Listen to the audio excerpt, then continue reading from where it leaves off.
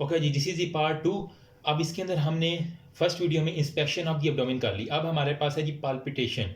Palpation किस तरह करनी है? पाल्पेशन के अंदर एब्डोमेन के अंदर आपने चंद चीज़ें याद रखनी है। दो तरह की जो है ना वो पाल्पेशन होती है, एक होती है लाइट पाल्पेशन, एक होती है डीप पाल्पेशन।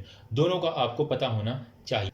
पाल्पेशन में आपने क्या करना, जो आपका राइट हैंड, ये वाला मेरा राइट हैंड है ना, ठीक है, तो आपने पेशेंट के राइट हैंड से जो है ना वो राइट साइड से शुरू करना है। और रिमेंबर क्या क्या सीरीज़ फॉलो करनी है, जो हमने एब्डोमेन को लास्ट वीडियो में 9 क्वाड्रेंट्स में डिवाइड किया ना, तो आपने एक एस बनाना होता है। कहाँ से पाल्पेट करना शुरू करेंगे? यहाँ से, यहाँ से, यहाँ से, कहाँ से करेंगे?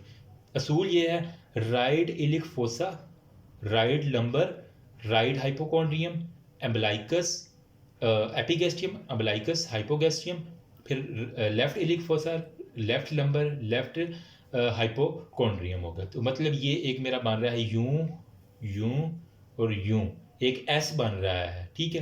तो 5 लिख लो या एस लिख लो, जो भी आपको, कुछ एग्जामिनर कहते हैं कि 5 बनाते हैं, कुछ कहते हैं एस बनाते हैं। S5 ये मैटर नहीं करता, आपकी ये लोकेशन ठीक होनी चाहिए।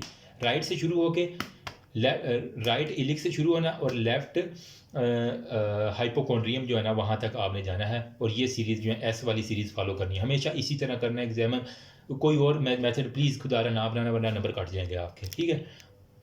और यहाँ पे जो है पापा की परियां, उनको मैं मैसेज देना चाह रहा हूँ, अपने खुदारा ओवरऑल पहन के जाना, अपने बालों को क्लिप करके जाना। ये ना हो कि बाल यहाँ से जुल्फ़ें, तेरी जुल्फ़ें खुली तो लगाई मुझे, जैसे चक्का जाए जाए, पता नहीं क्या गाना था। तो वो जुल्फ़ें खुली नहीं होनी चाहिए आपके। अगर आपने बाल, अवल तो हिजाब कर लो यार, या फिर एटलीस्ट दुपट्टा सर पे ले लिया करो। अगर नहीं ले सकती तो एटलीस्ट क्लिप तो करके जा सकते हैं ना बालों को, ठीक है। तो वो मतलब ये ना हो कि ब्यूटी पार्लर से होके आई हैं और सीधा ही इधर आ गए हैं, ऐसा नहीं करना। आपने क्लिप कर लेना बालों को अच्छे से। और आपके नेल्स, वो आपके बड़े बड़े नेल्स नहीं होने चाहिए, नेल आपके कट होने चाहिए, वरना और कपड़े प्लीज़ ढंग के पहन के जाना। ये जो प्राइवेट इंस्टीट्यूट की गर्ल्स हैं उनसे मैं मुखातिब हूँ, मोस्टली गवर्नमेंट वाले भी हैं, लेकिन जो प्राइवेट वाली हैं वो ज़्यादा ही कुछ ना एक्सपीरियंस हुआ है मेरा कुछ लोगों के साथ। खुदारा कपड़े ढंग के पहन के जाना, खुदा का वास्ते। मैंने एक कॉलेज में देखा वाकया कि एग्जामिनर एक्सटर्नल आया, वो डांट के चला गया लड़की को कि उसने जो है ना हाफ स्लीव्स पहनी हुई थी इधर से इधर तक। एग्जामिनर ने कहा ये इधर क्या स्विमिंग करने आई हो? फिर उसी लड़की को कॉलेज वालों ने हॉस्टल भेजा, किसी और लड़की के वो कपड़े पूरे पहन के आई और फिर उसने वाइवा दिया, वरना वो उड़ गई थी उस दिन वाइवा के दिन। तो खुदा का वास्ता कपड़े अच्छे से ढंग से इस्त्री हुआ, ऊपर आपके ओवरऑल हो, गले में आपके ये स्टेथ होनी चाहिए, ठीक है। और नेल्स आपके जो है ना वो कटे होने चाहिए, ठीक है। स्टेथ हो और नेल आपके कटे हो जाए। अगर गले में डालने का अच्छा नहीं लग रहा तो आपके ओवरऑल की पॉकेट के अंदर जो साइड पे होती है ना, यहाँ पे आपकी स्टेथ पड़ी होनी चाहिए। बाकी सारे इंस्ट्रूमेंट, इंची टेप और वो वगैरह, वो सारे टार्च होगी और ग्लव्स होगी, वो सारी यहाँ पे आपके साइड पे होने चाहिए, ठीक है। बाकी जो यूनिफॉर्म पहनते हैं उन्हें तो पता है वो जेब काफ़ी ज़्यादा होती हैं, वो उसके अंदर लगा लगू लेते हैं। एनीवेज, अच्छा, नेल्स आपके कटे होने चाहिए। क्यों नेल्स का मैं कह रहा हूँ? क्योंकि जब आप एब्डोमिनल एग्जामिन, अगर आपके लॉन्ग एयर होंगे तो मरीज़ को चुभेंगे, मरीज़ का वो मुझे तो नेल चुभ गया, तो वो ये आपके नंबर काट देगा। हो सकता है एग्जामिनर आपको वहीं से भगा दे, दफ़ा हो जाओ, तुम मरीज़ को तंग कर रही हो, ठीक है। तो ये बड़ा मैटर करता है। नेल्स आप अपने काट के जाइएगा, पापा की परियां मोस्टली जो हैं, ठीक है।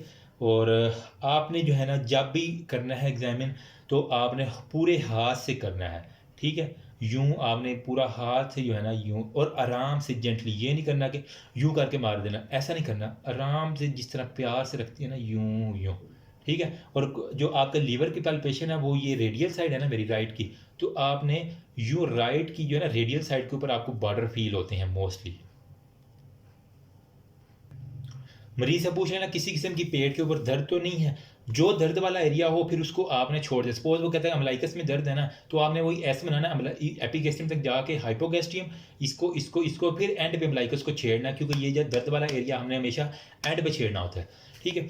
और आपने रैपिड जर्की मूवमेंट जो है ना वो नहीं करवानी, क्योंकि वो डिस्ट्रेस कर देगा पेशेंट को, ठीक है। यूँ नहीं करना कि यूँ रख के यूँ कर दी, ऐसा नहीं करना। अगर करना भी है तो यूँ आराम आराम से, ठीक है। देख रहे हो, ये बिल्कुल आराम आराम से करना है। इससे आपका पता चल जाएगा कि वो टेंडरनेस कितनी है। या अच्छा, टेंडरनेस को किस तरह आप देखेंगे? आपने जो है ना वो जो है ना अफेक्टेड एरिया, मैंने कहा कि हैंड पे देख लेना, तो टेंडरनेस चेक करने के लिए जिस जगह पे स्वेलिंग है ना, ठीक है, वहाँ पे आपने हाथ रखना। सपोज करें इसकी, मैंने कहा मलाइकस के ऊपर स्वेलिंग है, यहाँ पे आराम से हाथ रखना है एंड के ऊपर। जब सारा आप एब्डोमेन एग्जामिन कर लें, एंड पे अम्लाइकस के ऊपर हाथ रख के मरीज़ के चेहरे की तरफ लाजमी देखना है आपने, ठीक है। आपकी आंखें इधर नहीं होनी चाहिए, हाथ सिर्फ इधर है जेंटली, ठीक है। ये देखो मेरा राइट हैंड है, जेंटली इधर हाथ रखा और मरीज़ के फेस की तरफ आपने देखना है। अगर तो वो एक्सप्रेशन चेंज कर रहा है तो इसका मतलब है टेंडरनेस है, और जितने वो ज़्यादा एक्सप्रेशन चेंज करेगा उतना वो आपको उसकी टेंडरनेस की सिवेरिटी पता चलेगी, माइल्ड है, मॉडरेट है या सिवियर है, वो सारी की सारी टेंडरनेस उसके फेस से पता चलेगी। तो यहाँ पे रख के हाथ फेस के ऊपर आपने उसकी देखनी है, ठीक है। फिर आपने जो है ना उसकी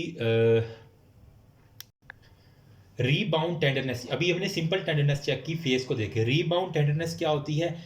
pen felt on release of the applied pressure, मतलब उसको प्रेशर अप्लाई करने पे कोई दर्द नहीं हुई, लेकिन जब आपने छोड़ा वो कहता है यूं करेगा, ठीक है। जब आप छोड़ेंगे ना प्रेशर, आपने आराम आराम से प्रेशर डाला, मरीज को कुछ नहीं हुआ, जब आपने छोड़ा तो कहे तो इसका मतलब ये रीबाउंड टेंडरनेस है। तो ये किसकी निशानी है? ये मेरी जान निशानी है पेरिटोनाइटिस की, इन्फ्लामेशन ऑफ पेरिटोनियम, जो अब्डोमेन की पेरिटोनियम है ना, उसकी अगर इन्फ्लामेशन होगी तो ऑन रिलीज करेगा वो पेशेंट। तो ये हमारे पास होगी रीबाउंड टेंडरनेस। मीम्स ना बना लेना, मुझे पता लोगों ने के बड़े मीम बनाए होते हैं। फिर एक वो कहता है गार्डिंग का ना, GUARD। गार्डिंग क्या होती है? मसल जो है, मस्कुलेचर ये जो है ना हमारा, ये डिफेंस के तौर पे काम करता है। अगर ये वाला एरिया इन्फ्लेम्ड है तो कोई भी यहाँ पे हाथ लगाता है ना, तो ये इस एरिया के मसल फौरन कॉन्ट्रैक्ट कर जाती है, ये हमें प्रोटेक्शन प्रोवाइड करती है। तो इसे हम कहते हैं गार्डिंग का, ठीक है। जो ही हाथ लगाएंगे तो मरीज़ फ़ौरन जो है ना वो यूँ अपने आप को बचाने की कोशिश करता है, तो ये से हम कहते हैं गार्डिंग। और ये बॉक्सिंग के अंदर जो है ना, ये जो PMA में ट्रेनिंग होती है उसके अंदर ये मोस्टली जो है रप्चर हो जाया करती हैं, पसलियाँ शसलियाँ, नाक की हड्डी होगी, ठीक है, ये आम है बातें। अब मैंने एक लफ्ज़ यूज़ किया लाइट पाल्पेशन और डीप पाल्पेशन। लाइट पाल्पेशन में क्या है? आपने मरीज से पहले पूछना किसी एरिया में दर्द तो नहीं है, और फिर लाइटली लाइटली जो है ना सुपरफिशियली जो सिर्फ मसल को आपने जो है ना फील करना है, ठीक है। यहाँ पे यहाँ पे यहाँ पे डीप पाल्पेशन में क्या है? आपने जो नीचे वाले ऑर्गन्स हैं यूं यूं, ठीक है, तो इसको नीचे वाले आर्गन को जो है ना वो फील करने को डीप पाल्पेशन कहते हैं। अब डीप पाल्पेशन में आपने फिर जो है ना वो कोई भी लंप है वो आपको ज़्यादा डिटेक्ट होता है डीप पाल्पेशन में। उसके अंदर भाई की साइज शेप मार्जिन है, उसकी मोबिलिटी होगी, वो सारी की सारी आप देख लेंगे, ठीक है। और इसी के अंदर जो है ना अपर लिमिट और lower limit of the mostly liver, spleen और गाल ब्लैडर जो है ना वो आपको पता होना चाहिए। जबकि लोअर लिमिट के अंदर आपको यूरिनरी ब्लैडर, और अगर फीमेल है तो उसकी जो है ना वो यूट्रस जो है ना उसके लिए आपको जो है ना वो आपको मोस्टली वो पाल्पेबल नहीं होती आम एरिया में, लेकिन अगर यूरिनरी ब्लैडर में कोई मसला है तो फिर कहीं जाके पाल्पेबल होगी वो, ठीक है। लीवर भी नॉर्मली पाल्पेबल नहीं होता, जब इसका इन्फ्लामेशन होगी लीवर की या फिर स्प्लीन की इन्फ्लामेशन होगी तब वो जाके कहीं पाल्पेट होती है। नॉर्मल हालात में ये पाल्पेबल नहीं होगी। अब जी आपने लीवर को पाल्पेट करना है तो इसके लिए क्या क्या प्रोटोकॉल्स हैं? सबसे पहले पेशेंट जो है ना वो ही लेटा हुआ है, ठीक है।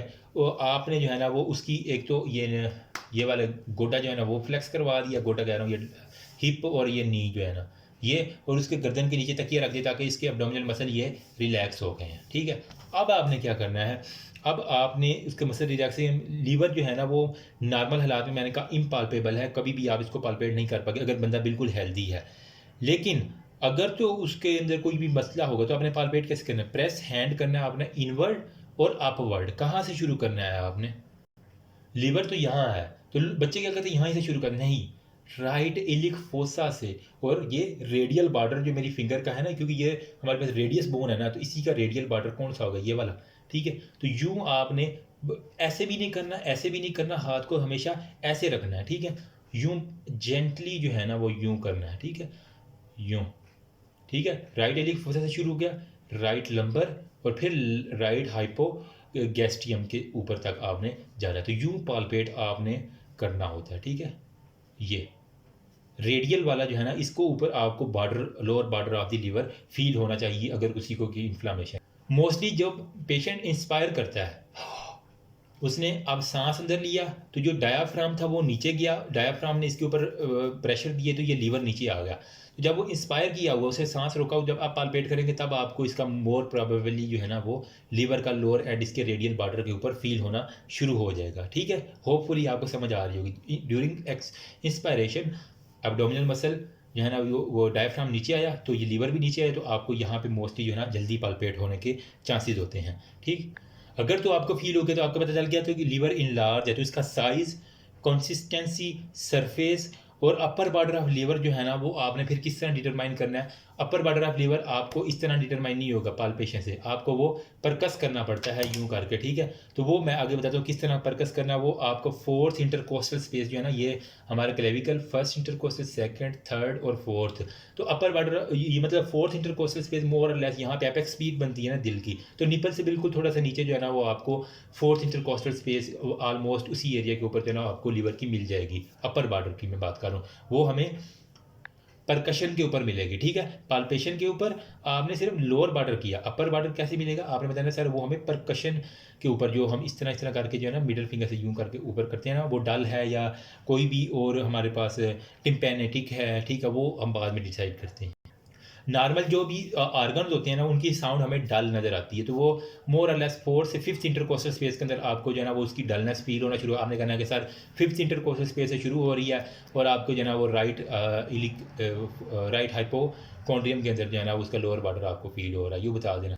ये था लीवर। अब है हमारे पास स्प्लीन, ठीक है। स्प्लीन भी जो है ना वो नॉर्मली पल्पेबल नहीं होती, कब होगी, जब वो 1.5 से 2 टाइम ज़्यादा जो है ना, मतलब 1.5 से 2 गुना ज़्यादा आपने नॉर्मल, अगर नॉर्मल इतनी सी थी और वो 2 टाइम अगर अपने नॉर्मल साइज से बड़ी होगी फिर जाके आपको पल्पेबल होगी। और वो कहाँ से होगी, लेफ्ट कोस्टल मार्जिन, ये जो मेरी कोस्टल मार्जिन है ना, मतलब ये हड्डी लास्ट वाली, ये रिब, ये हमारे पास कोस्टल मार्जिन है। तो लेफ्ट कोस्टल मार्जिन से आपने शुरू करना है और इसको यू, राइट इलिक फोसा जो है ना ये वाला यू, ठीक है, इस तरह आपने इसको जो है ना वो पालपेट करना होता है जब ये लार्ज होगी, ठीक है। तो इस तरह आपने जो है ना यूं करके आराम आराम से प्रेस करना है, ठीक है, हैंड के ज़रिए। और ड्यूरिंग एक्सपायरेशन आपको जो है ना प्रेशर जो है ना वो स्टेडी जब अंदर करेगा और फिर आराम आराम बाहर से निकालेगा तो आपको वो पालपेट होना शुरू हो जाएगी, सही।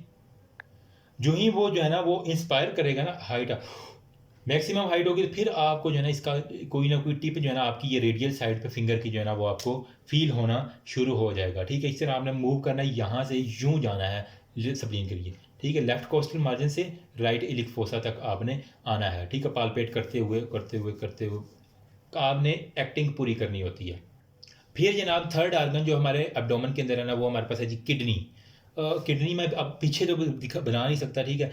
तो आपने क्या करना है, एक हाथ आपने जो है ना वो पीछे रखना है और एक हाथ से आगे से जो है ना वो आपने किडनी को फील करना। मोस्टली किडनी लंबर एरिया के अंदर जो होती है, राइट और लेफ्ट लंबर एरियाज के अंदर मोर और लेस मिल जाती है किडनी।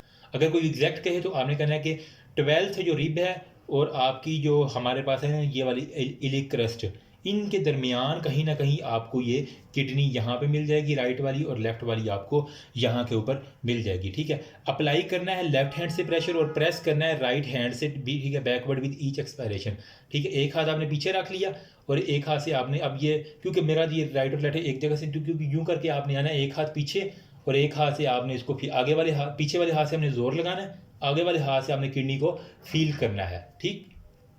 और अब हमारे पास किडनी दो हैं, when there is a pair always compare.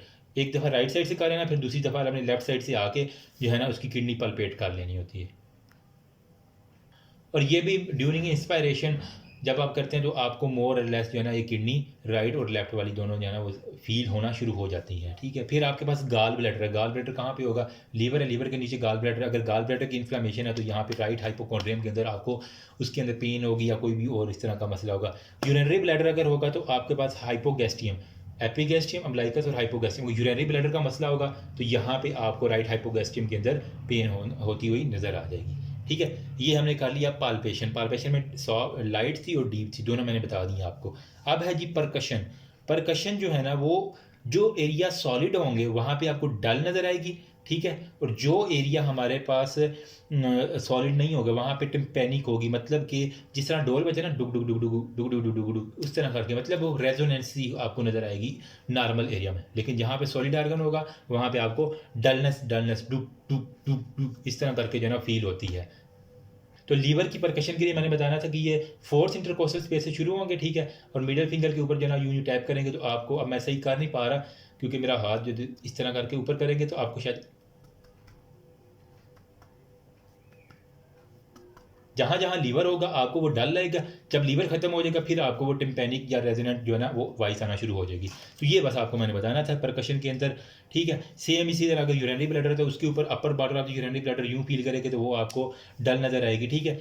Dull area जो है ना वो कहता है हम पालपेट करके ना वो उसको कर लेते हैं। फिर एक होता है हमारे पास शिफ्टिंग डलनेस क्या होती है, ठीक है। जब जिन लोगों को एसाइटीज़ होती है, ठीक है, वो जब अपना पोस्चर चेंज करते हैं, मरीज़ को एक साइड पे आपने कहना कि अगर वो सीधा लेटा हुआ है तो उसको कहना कि एक करवट ले लो।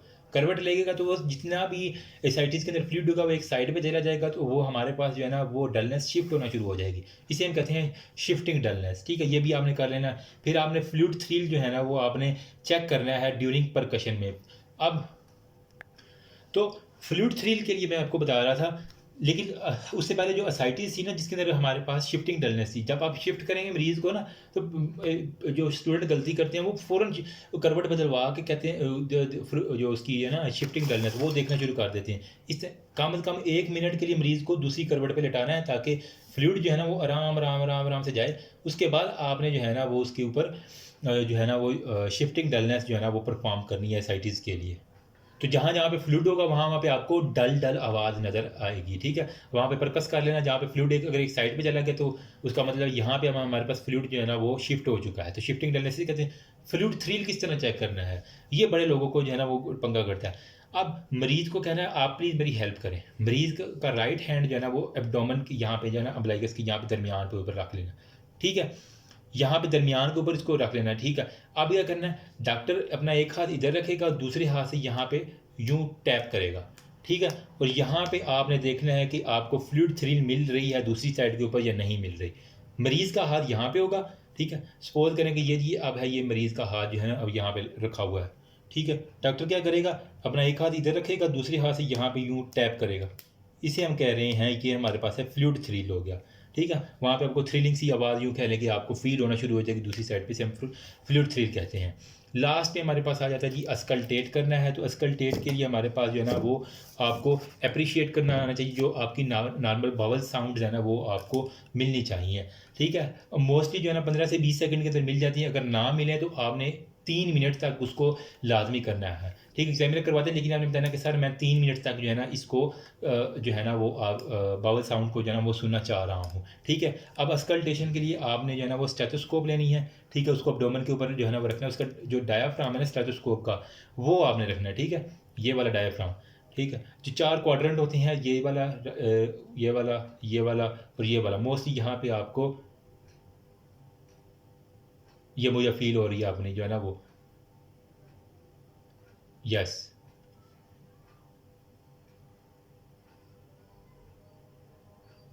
यस, ठीक है। इस तरह करके आपने चारों क्वाड्रेंट्स के अंदर जो है ना वो 2 से 5 जो है ना वो 1 मिनट में जो है ना 2 से 5 साउंड्स आती हैं आपको, ठीक है। तो आपने यूँ कर लेना है। तो मतलब एक्टिंग पूरी कर लेनी है, अगर आए ना आए एक्टिंग आपने लाजमी करनी है, ठीक है। मोस्टली जो बड़ी अगर आप सुनने की कोशिश करेंगे ना तो आपको बड़ी प्रोमिनेंट गुर्र गुर्र गुर्र गुर्र, ठीक है।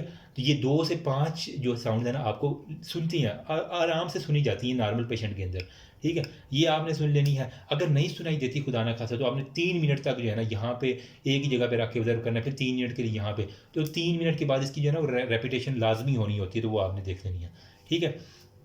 अब अस्कल्टेशन के बाद आपने ब्रूई चेक करनी है एब्डोमेन के अंदर। ब्रूई क्या होती है, कोई भी ऑडियोबल, जिस तरह हार्ट के अंदर मरमर होता है ना वेस्कुलर के साथ रिलेटेड है, इसी तरह अगर एब्डोमिनल वेसल्स जो हैं ब्लड सप्लाई जो दे रही है उसके अंदर कोई भी डिफॉर्मिटी हो जाए तो उसे हम ब्रूई कहते हैं।